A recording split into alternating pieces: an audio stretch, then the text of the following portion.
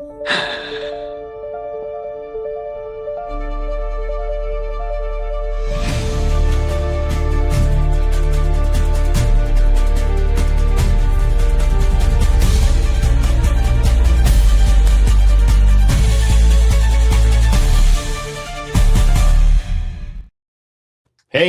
and welcome back to the Agony Booth. It may look a little funny. What have you done? What did you do? I switched it really quick. I put the wrong intro on because we're on Thursday. So let's put the right intro. I already regret being here. No, you don't. I wish I was anywhere else.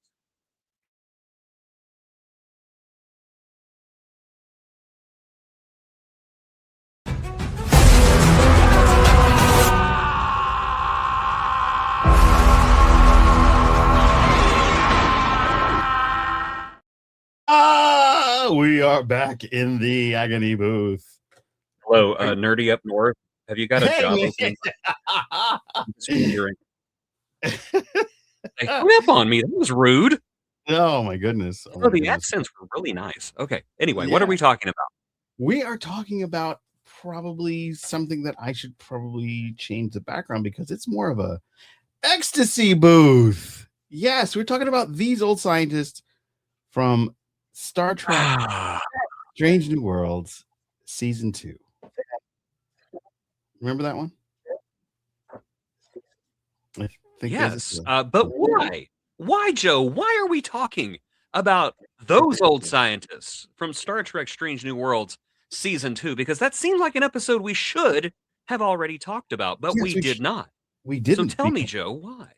Well, the reason why we're doing this is because there was the great strike of 2023, and it forced us to stand with the actors and just stop talking Trek. Well, no one forced us. We just did the right thing. Yes, we just right. Did the right I never said that we were forced. I just said we stood with them. We were like, we support you, and those wondrous things. That's what the things you do at those times. They're all like, "Who are you?" Yeah, pretty much. Anyway, so we never got a chance to talk about this, and I think there's 2 more episodes of the second season that we didn't get the chance to talk about, and then we'll finally talk about the whole season. This one's the only one that matters, though. Let's be honest. The lower decks guys go from, and I know there's a lot to talk about in this episode, and it's so fun, and I love this episode. But Jason, why don't you give a brief synopsis of it from your own head? Oh, because you didn't come up with forget all that stuff. I just went blank. What is this? Boimler. Remember with the it's like, I love this show. What the heck is this guy's name? Ensign Boimler from the far future, and the USS Cerritos is accidentally thrown into the past with his best friend Beckett Mariner, where they meet Spock, Pike, and they completely whiff it. They screw it up. They do bad things, and they don't mean to because they just have so much unchecked enthusiasm. Yeah. Exactly. All right. So let us hop into it, if you will. Let's just say hi really quickly to Damon J, who's going to be with us tomorrow. He was in Starfleet Academy, and he's joined us from the 23rd Century to talk about that tomorrow on our live show. And he was in the episode that immediately followed this one, too. Yes. I can't remember the name of the episode, but he was in that one because I remember it popped up, and I was like, oh, I know him. Yeah. Yeah, that was the one... the Moons of Jakal. It's the Klingon that was up to no good. Just shocking. Yeah. I know. Yeah. Shocking. All right. WTF did we just watch?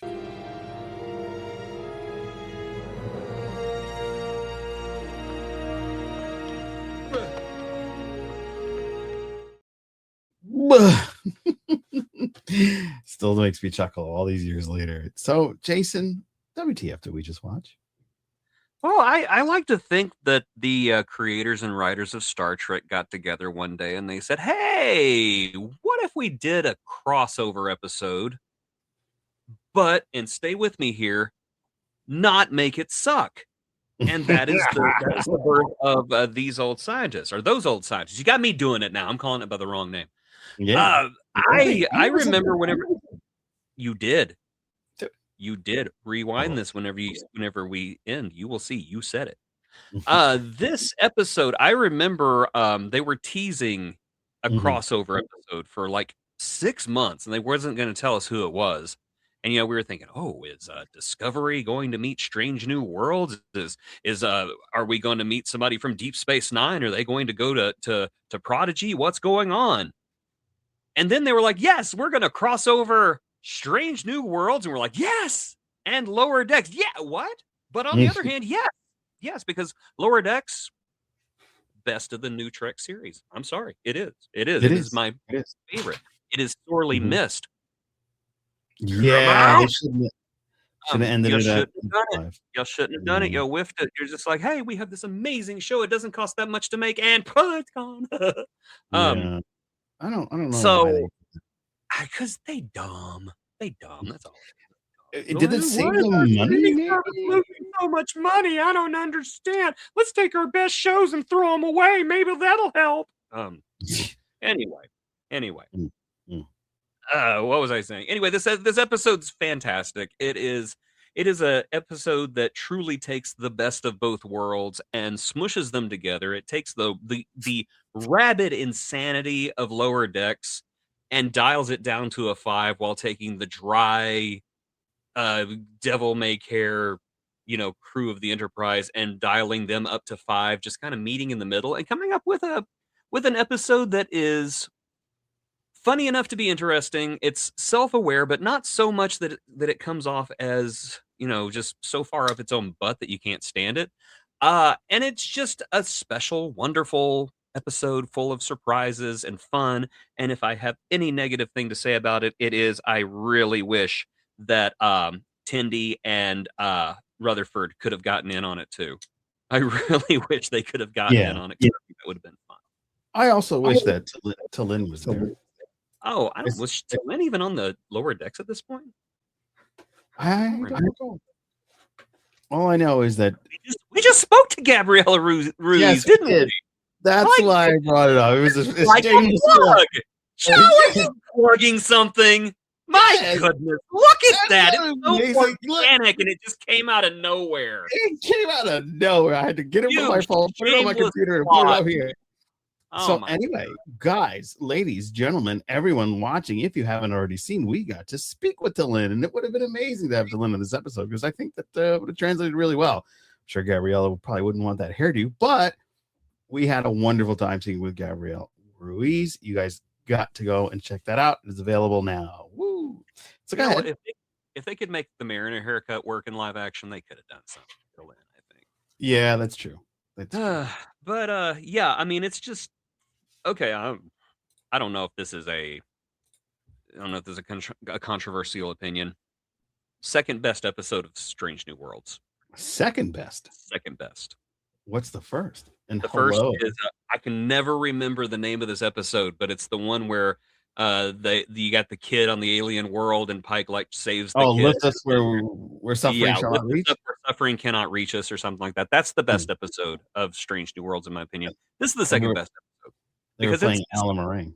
Yeah, it's just it's inventive and it's fun, and it is one of those episodes where they say, well, we're just going to pay tribute to Star Trek, and then end up just crapping on Star Trek for an hour. Just look how cool we are. We got a holodeck on the Enterprise now. This is Gene Roddenberry. He's the worst person here. But not a fan of that episode. You know what I'm talking about. Yeah. But this one is there just won a Saturn Award for that. God. That's why I don't respect the Saturn Award. I don't respect any awards, though, to be honest, until I get one. Then I will respect that award. You know what? This is the best award ever. This is an episode that is not only fun, but it respects where it comes from. It respects the world of Strange New Worlds. It respects the world of Lower Decks, and it just lets them have fun with each other. And I think that is the best part. It lets them have fun. And it also, strangely enough, advances the plot on Strange New Worlds, which I was not expecting. I was not expecting the whole Spock smiles thing gain any traction in this episode. But Boimler actually becomes integral in that entire storyline, which watching this episode, I kind of forgot about until it popped up. I was like, oh, yeah, that was a thing.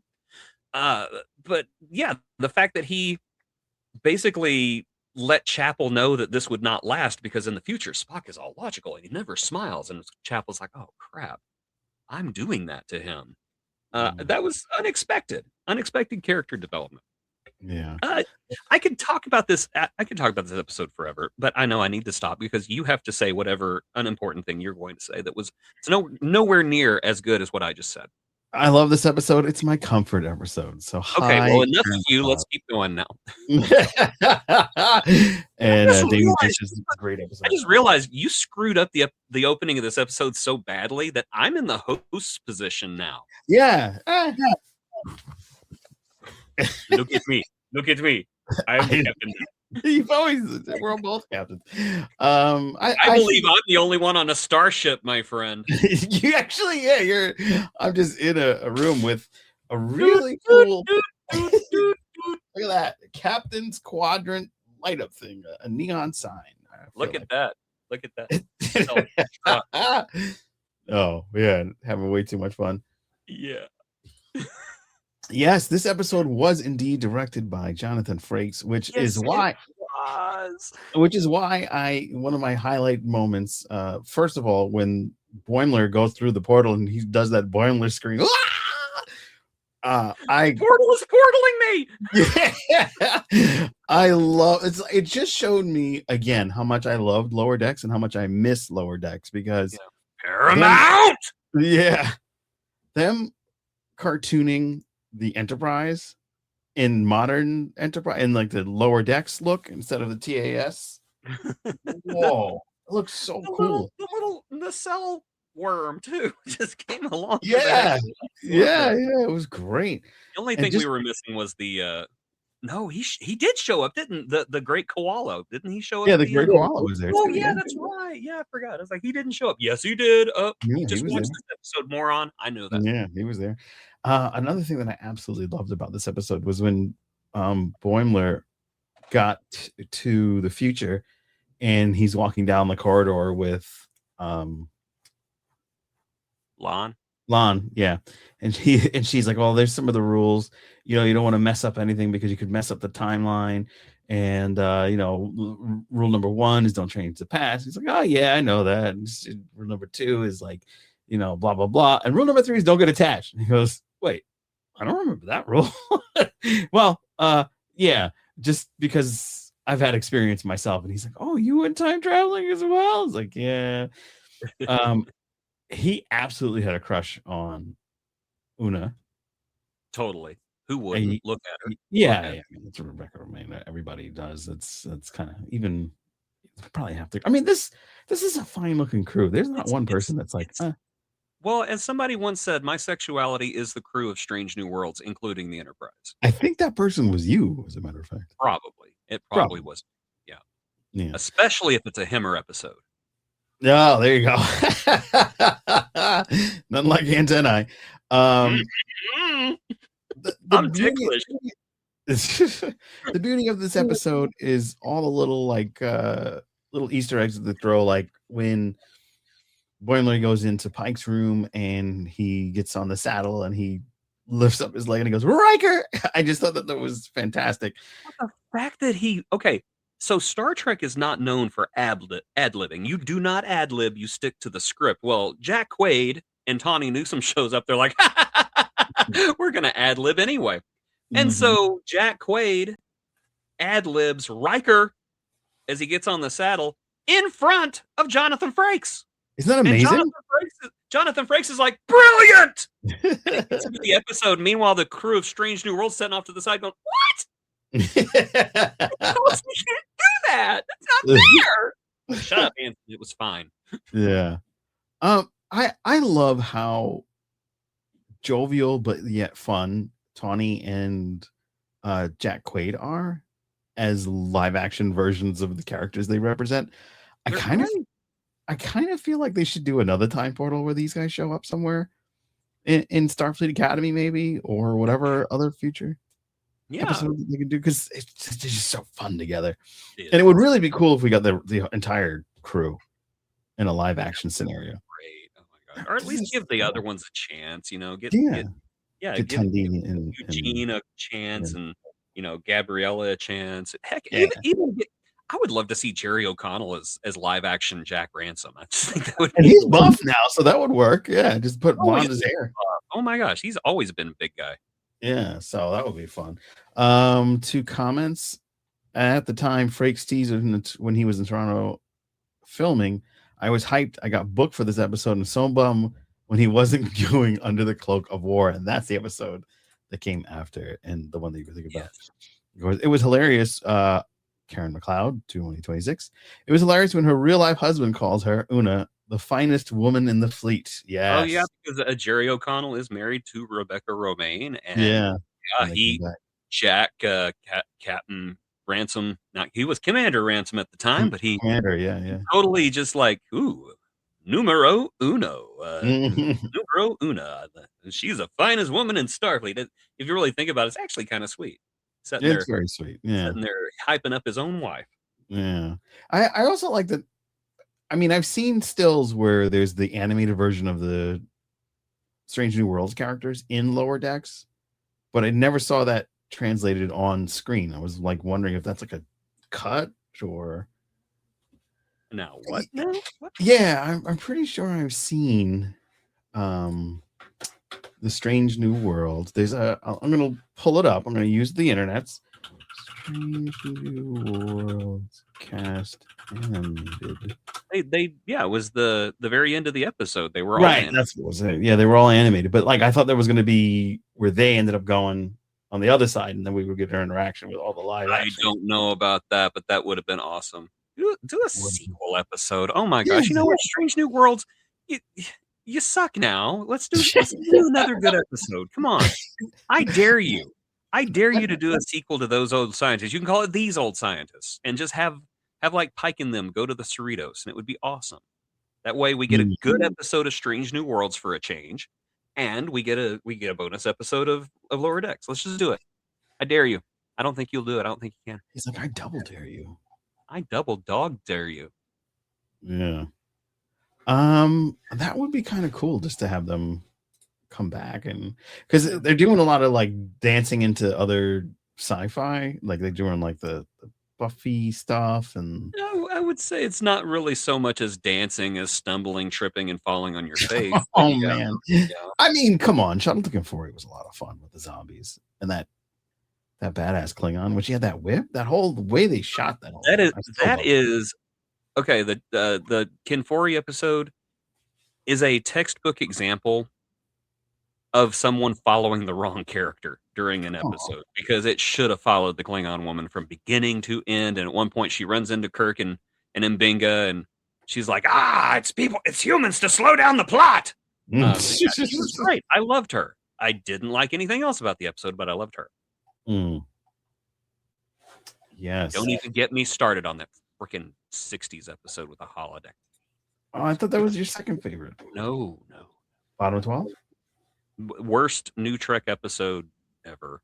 Really? It's the worst one. Absolute worst.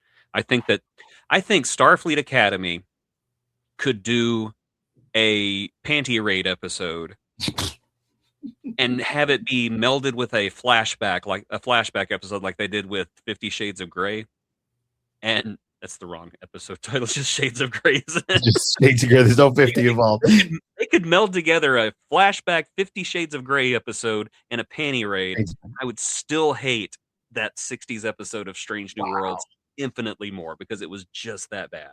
Wow. It's time for a Tribble episode crossover. Oh, yes. Oh, that was a great episode of DS9. It was. Oh my gosh. But it was also like 30 years in the past by that point. They hadn't done a good crossover episode in 30 years. Yeah. Yeah.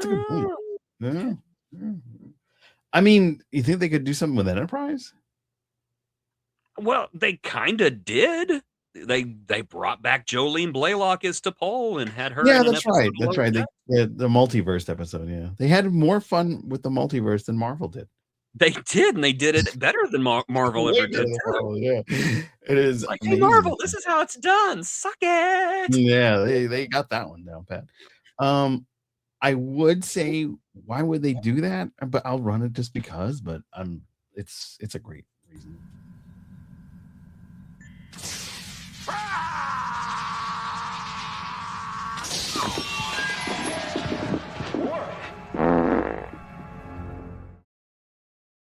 Poor Worf.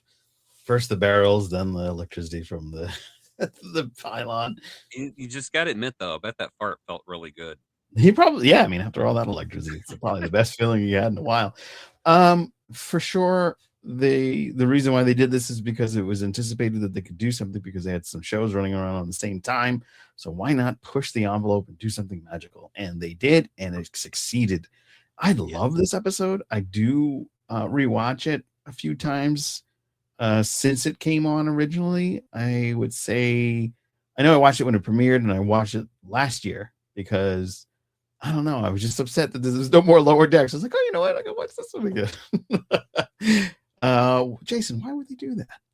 Well, why would you not do this? Yeah, honestly, exactly. You get a good enough idea to cross over two properties that are so incredibly different, make it work, and it's like, if we don't do this, we are committing what could basically be an international crime. And they didn't want to go to The Hague, so they just were like, hey, you know what? Let's call it Tawny, let's call it Jack, and let's get them over here to Toronto, and let's film this episode. I mean, they saw an opportunity, and they went for it, and I'm glad they did, because like I said, second best episode of Strange New Worlds, and certainly the most fun. Oh, yeah, absolutely. Absolutely. What was something that stood out to you that you didn't expect? Is there anything that, like, really you were shocked at? Shocking. I think that the fact that they managed to make the Lower Decks characters so true to themselves and still have it translate to live action so well was what surprised me. And, well, you know, we got Mariner's big poofy hair. That worked out. The Lower Decks uniforms, which I think looked really good in live action. They did not have to tone down their personalities. I mean, they literally popped out of the animated world and showed up on the Enterprise like they were just human cartoons. And they even remarked on it a couple of times, like, hey, have you noticed how everybody here speaks so slowly and deliberately? Yeah. Making little things like that. And honestly, some of the funniest parts of this episode is whenever somebody else is talking and you just hear Mariner just kind of rambling in the background. Oh, is that Spock? Spock's kind of hot. Yeah, I did notice that. I didn't notice that the first two times I watched it, but I was rewatching it and I was like, is that Mariner talking in the background? Yeah, just going on. And, you know, there's other things like the fact that they gave Boimler his purple hair and they just never mentioned why his hair is purple. Yeah. I would have... On any other show, they'd be like, okay, but we have to explain that, like, his grandfather was a Qatarian or something. No, they're just like, yeah, he's just got purple hair. Who cares? Yeah. They even duplicated the hairstyle so exactly that Boimler has the little indentations on his side, and they translated those out the same way. And you could also kind of argue that this is an Enterprise crossover because we get an itty bitty piece of the NX-01 in there. That's right. At the end, they had to go. Yeah. Yeah. But yeah, I mean, it's just there is, I don't know how this worked. It should not have worked, and it worked amazingly. This is basically just Mariner and Boimler show up on the Enterprise. They're told not to touch anything, and they just rub their hands and butts all over everything. And I just love it. I love every bit of it. Yeah. Another fun thing in this was when Una and Captain Pike are walking down the corridor and they have his comm badge. And like, I think this is a way that they communicate. You just push it and then you start talking. And Pike's like, but I like the flip thing better. It's cooler. Okay, continuity issue. Oh. Pike already knows about the little tappy communicators. Because Section 31 has them. Yes. Section 31 has them because at one point, in Discovery. Discovery's getting pulled into the mycelial network, and Ash goes, Section 31, we need your help. And Pike goes, what the hell kind of communicator is that? So, you know, everybody's just the continuity on this show sucks. Continuity on Star Trek's always sucked. So whatever. I'm just here to have a good time. That's it. I'm just here to have a good time, not sit there and go, oh no, the continuity.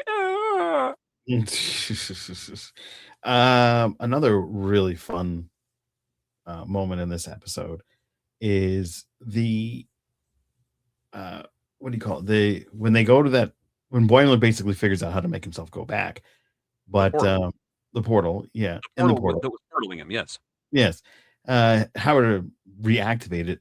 The fact that Tandy said that her relatives actually found that portal first before Spock and everybody, and he was kind of like knocking, and then when it goes forward, it's like, no, yeah, you're right. And I just like that the way that they kind of come together, the camaraderie of the Lower Decks crew is just something. Yeah, I mean, it is that throwaway line at the beginning of the episode that saves the day, basically, because they're able to say, "Oh yeah, our friend Tindy has a relative on board, but she likes to call herself the mistress of the winter constellation." Mistress of the winter constellation. Yeah, I just love that Tindy has a rep before she's even born. That's amazing. And I did not. Somebody told me this the other day, and I cannot believe I've never recognized this before. So Tindy's title is the mistress of the winter constellation. Yeah. The constellation Orion is called the winter constellation. Oh wow! How do we not pick that up? I don't know. It just seems like something obvious that was just like, hey, dummy, why don't you know this? Yeah. And I don't. I'm just like, I don't know. But you're a school teacher. You should know that stuff. I teach grade school. So I don't know that. You're supposed to have all the knowledge of the universe. I teach reading. I don't teach science. I'm not that cool. I thought you taught math, actually. I don't know. I did for a while, and then they found out that I can't count. Well, kids, 1, 8 times 8 is 12. Pi sine b. What's the Pythagorean theorem? Plus or minus 4? No. Apparently, the Scarecrow said it wrong in the movie, and that's what got me out. Oh no! Stupid Scarecrow. Stupid Scarecrow. No, but just the joy of this episode was so much fun, and it's really hard to pick at anything bad. But since we're in the ecstasy booth, we kind of are gonna we're gonna give it, instead of a redeeming features, because there's no redeeming features. It's a fantastic episode. What was the missed opportunity? All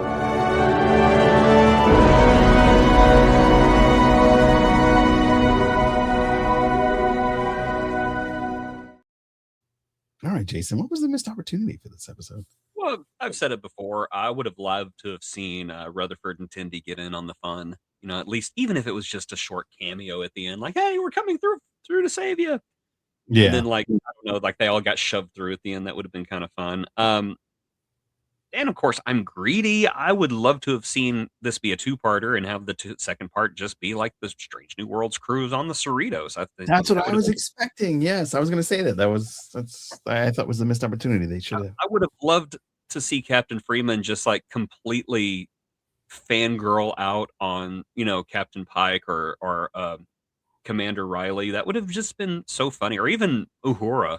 Just have Mariner and Freeman just like chick out together on Uhura. Oh my God, is that Uhura? That's Uhura. You're forgiven for breaking the temporal prime directive. Come here. Yeah.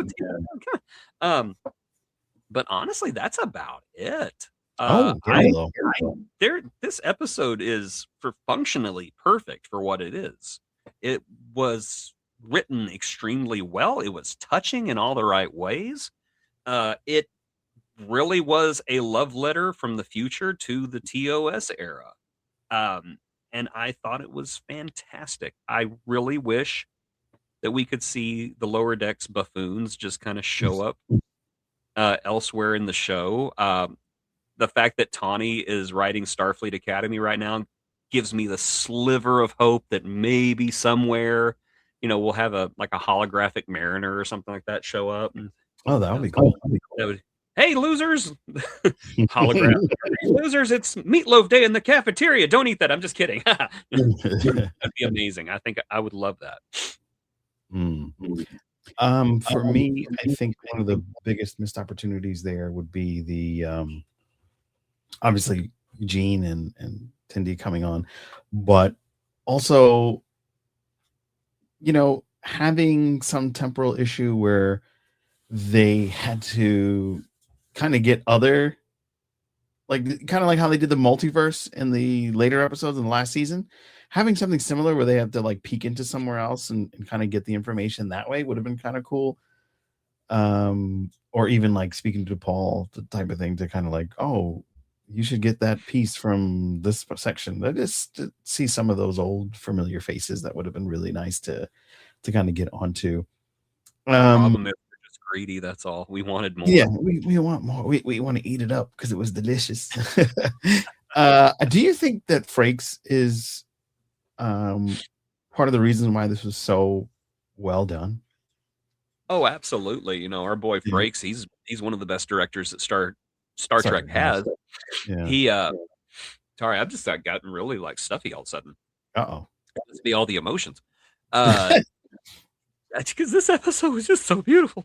But yeah, I think that I think having somebody who has not only a history for Star Trek but also a great love for it really helps. Plus, Jonathan Frakes just has a good eye for shot composition. He's really adapted very well to new Trek and its visual style, and I actually think he has improved it in many ways. So yeah, definitely Frakes did some of his best work with this episode, I think. Oh wow. Karen has a great missed opportunity. Freeman looking at a history slide, seeing Mariner. Oh, that is so spot on. Her going, what did you do? Yeah, that would have been very cool. Very good point. I like the pan of the camera when Boimler goes on the bridge the first time. That is very cool. I totally did not just blow my nose now, by the way. No, of course not. You're very classy, man. We know you did. That would have been fun. Just having Freeman going through an old history book or something goes, Mariner! Yeah. You were with Uhura? What was she like? Yeah, that would have been fun. I did like the animated look at the end, but like you said, I thought it would have been really cool if they would have kind of done a two-parter and they went to the other side. But I think we're gonna have a great opportunity to see these guys maybe in Starfleet Academy, where we would really appreciate it, and our boy Jace would be like, God, please, no! No! No! No! he doesn't like the wrinkly sourpuss. I don't like anything about this. I'm just grumpy. And if you want to go and check out, I agree with him, so though it makes me so angry. Okay, anyway, what were you saying? What's that? What'd you say? I said it makes me so angry when I end up agreeing with him, though. I'm like, how dare you make me agree with you? He's good for that. He's good We're for going to that. be agreeing on the next one, though. So it'll be a good one. It'll be a feisty one. Yes, it will. Next week will be feisty. We're going to fight. Yeah, it's going to be good. So be sure to join us tomorrow at 9 p.m. and go check out your channel, Jason Regaston channel. Yes. And see him grump it up about Trek. Yes. Old man yells at Trek. Old man yells at Trek. Definitely old, definitely yelling, and it's definitely Trek. Yes. And he's a man. I haven't watched it yet, and I don't know if I'm going to because I just don't have that kind of time. But I'm told it's not nearly as horrible as you think it is. The episode or him? Him. I'm just like, okay, you know what? Impossible. It has to be as bad as we think it is. And we're talking about him again. No. I'm looking forward to this episode. It's one of the Klingon centric ones. I really love Klingons. They're a lot of fun, and I can't wait to see what they're doing in the current iteration of Star Trek, because I've always wondered, because they never really were around, and there weren't even Klingons on the Discovery, because obviously have you not seen this episode yet? I have not. That's why I have avoided it. Marketing. They're all in multi-level marketing now. It's an MLM scheme? No. You have no honor. $99 per month. We will guarantee you at least three years of honor and glory. So they turn into Ferengi in the end. So the Ferengi wouldn't touch MLMs. There's like, no. I'm excited. I've seen a ton of footage, luckily not video footage. I've had to unfortunately just populate us in other groups and avoid a lot of the stuff in those groups because I didn't want to see what happened in this episode because I knew they would kind of like drop the T, and now I'm going to be like, no, I don't want to know what happened. And so I'm excited. You should be excited too. I woke up early and watched it. So. Oh, smart man. Yes. We are doing a thing. We are helping our friend with a GoFundMe, correct? Correct. Yes. It is one of the amazing moments in Trek. It is Threshold Day, and I find it very ironic that this has all come together in such a fashion. But one of the early people that from Star Trek that we interviewed here on the Captain's Quadrant is going through some life changes, some difficult life changes. And luckily enough, we all had such a good rapport that we went and, made sure to help the man out. And you and I both donated. And folks, if you can, please go and visit the GoFundMe. We'll put the link in the bio after this episode. But Thomas Sopron, right? That's how you say his last name? Sopron? I believe so, yeah. Yeah. If not, it's close. Thomas Sopron, who is the Emmy award-winning special effects artist for Threshold. He won an Emmy for Threshold. Won an Emmy for Threshold. For Threshold. An agony boost. And he needs our help. He is just going through some hardship. He just lost his mom last year, and he took a lot of time to facilitate her transition. And of course, it kind of messed him up financially. So he's just looking for a few bucks if you can. And thank you everybody that's already donated. Some really great people out there like Matthew and Mr. or Miss Townsend and Kelsey and Thomas and Laura. Thank you all for doing that. Of course, we donated because he's a great guy, and he's fantastic. And our interview with him was also great, which is Captain's Quadrant. So you should go watch it. Look, I can plug. You're very good at it. Very good. Yes. You want to know what was different about mine? Mine came naturally. Oh, mine aren't forced. I mean, luck of the draw, we got the crossover episode with Lower Decks. That just worked out. We mentioned that you can also watch the Gabrielle Ruiz interview. So with shameless. It is a great interview, despite the fact that you're involved. No, it's that beginning fub that I had to edit out, but we won't talk about that. Unless you're a Patreon, then you can go and see that beginning fub. I cannot believe you edited that out. You are a coward and you have no honor. That's right. I have a presentation. But yes. He called her Rebecca, and she was like, Rebecca! That's not it, thank God. Oh, man. But Rebecca! I really liked you on Star Trek Discovery. Discovery! Imagine if I was that bad. Good God. But yes, my favorite Star Wars show. It's not that bad he was in this episode at all. No, I did goof, but it wasn't that bad. It was pretty bad though. What are you okay? It's back. Oh, I thought you were like literally fighting something. If you want to see the FUB and a lot of special other features, including special hellos and thanks videos, as well as we're doing a Starship ratings on Patreon only or on our website, captainsquadrant.com. You can go in that QR code that's above Jason that he's violently fighting against. You scan that and you can become a patron. At the $2.99 level, you get access to so many wondrous things. No, a QR code tasted like that. Like earwax. You can get you get stickers, you get so many perks. It's worth it. It's a lot of fun. And for $2.99, you'll end up in our outro video, just like the other fine folks that are coming up at the end of our outro video. Indeed. It's worth it. Indeed. And you get a live thank you from the two of us, which is amazing. I did not consent to this. Yeah, you did. We've done several of them. We've done 6 or 7 of them. No, it's true. I count them. I don't believe you. You have Jaden no. Craig voice, by the way. I do not believe you. You go slow. I really like the taste of spam. Oh, that is without Silly honor. rabbit. Tricks are for kids. Man, now you sound fun. Have no honor. So that is going to wrap it up for this week's episode of the Agony Booth. Now, next week we won't be doing an Agony Booth. We are diving into the wormhole. Wormhole. What are we doing? We're doing X-Files, The Host.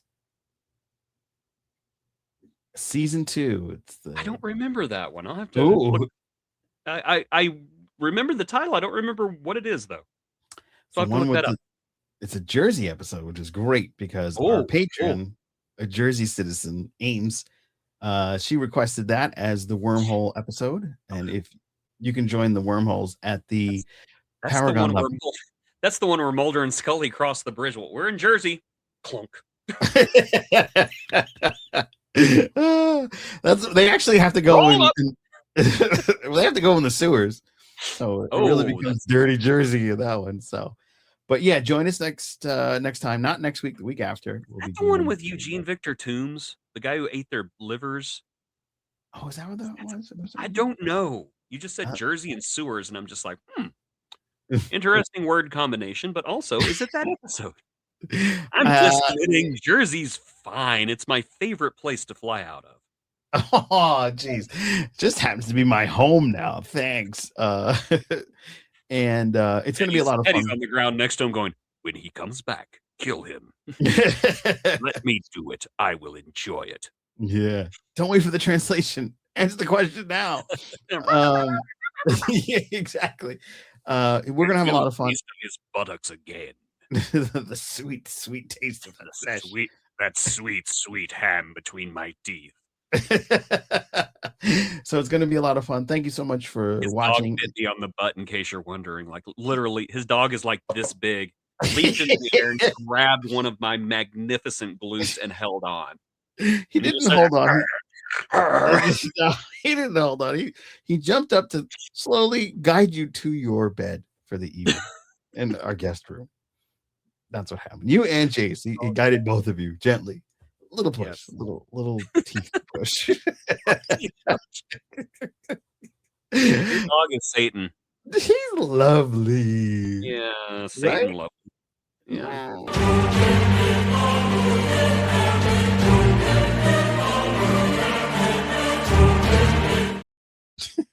Yeah, that has not been doctored at all. That's actually my blood. That's just a picture. That's literally how I look. All right, everybody. Thank you so much for joining us. That holds the image of Teddy becomes the Teddy. We had so much fun with you. Thank you so much. Be sure to like, share, and subscribe, of course, and do all those wonderful things. It helps us. It helps promote the show, the channel, and brings us more Agony Booth. We'll be back in a few weeks with another episode of the Agony Booth. We'll spin the wheel offline. It'll be a lot of fun. We'll put that out. I have a request, by the way. You have a request? I do, yes. Okay. I want an episode added to the Wheel of Agony. Oh, okay. Because I did a deep dive into this episode, and I had to watch it 3 times. That's right. Yes, go ahead and check out his deep dive. It's not out yet. Oh. It will be out next Thursday. It's the next episode of Jason Watches Star Trek. I'm going to be looking. Sorry. I'm going to be looking at Encounter at Farpoint. I want Encounter at Farpoint on the wheel, and I want it on there now because I should not have to be the only one to suffer through it. Wow. You didn't like it? I thought that was a fun one. I don't remember. It's been years. I want to know why you don't remember, because it's like coma inducing. Wow. It is terrible. But yes, please check out Jason Watches Star Trek Encounter at Farpoint, premiering next Thursday. No, next Wednesday. Day earlier. Next Wednesday on my channel. Jason. Yes. All right. So be sure to do that. Well, and be sure to subscribe to this one. And did you mention that in the episode? I was like, oh, this should be on the Wheel of Agony. I know you said that in our chat, but no, I don't think I said it in the episode, but I will. I should. But you could just add it real quick. Just a quick edit. No. It's masterpiece the way it is. That would be like adding a mustache to the Mona Lisa. I'm just not going to do it. Sorry. Or digitally removing a mustache from Superman. No, I said masterpiece, not disaster piece. All right, guys. Thank you so much. Do you bleed? Oh boy. Bleed? Oh, This God, cost $20 million. they removed my mustache. Can you believe that? They couldn't just wait. No, they needed their bonuses by Christmas. Yeah, that's right. Wow. It's all about that money. Brothers It's all about it, yeah, my brother sucks. sucks. So thank you for listening. If you're listening to our podcast, Sarah, a big shout out to you for commenting.